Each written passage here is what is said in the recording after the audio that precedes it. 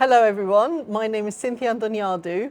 I'm the Congress Committee Chair for the European Society for Endocrinology, and I'm sitting here with Peter Kühnen, who is going to be my co-chair for the Congress in 2025. Now this is a really special venture because Peter is joining us from the European Society of Pediatric Endocrinology, and Peter and I have been working together to bring you a joint 2025 Congress in Copenhagen. Peter, why is there a need for us to have a joint Congress together? I mean, now it's time that people could exchange, independent if you're working in the adult field or pediatric field, and that there's room for interaction, that you can discuss science, way of treatments, and that there could be a lot of interaction and room for cooperation. Definitely. So what we've been doing is we've been working already quite hard for quite a few months, haven't we?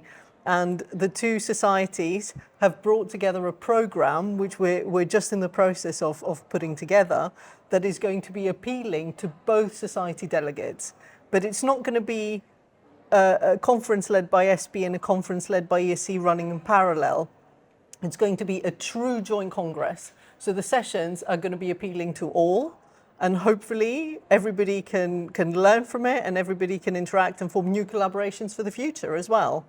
Sure, and it's really, we are joining forces, and we have different formats like symposia, we have still meet the expert, we have how do I's, so there's a lot to learn, and we have really the feeling that it's a joint adventure. Yeah, so you're not going to be able to tell the difference, basically. So if a delegate comes from ESPE, there are going to be sessions that they recognise. There might be some new sessions for them, but there will be some sessions that they recognise.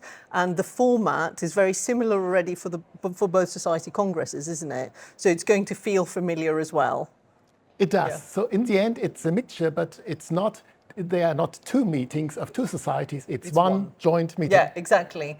So what we're hoping is that this is going to get everyone very excited, and we're hoping for, you know, doubling the numbers basically of each of the congresses combined together. So what we'd like you all to do is keep an eye out for the material that's going to be online. We're going to have the promotional video that's online. We're going to have a new hashtag, and you need to be looking out for endocrinology across the life course, which is the motto of the Congress. So 2025, joint ESPE, ESE, endocrinology across the life course.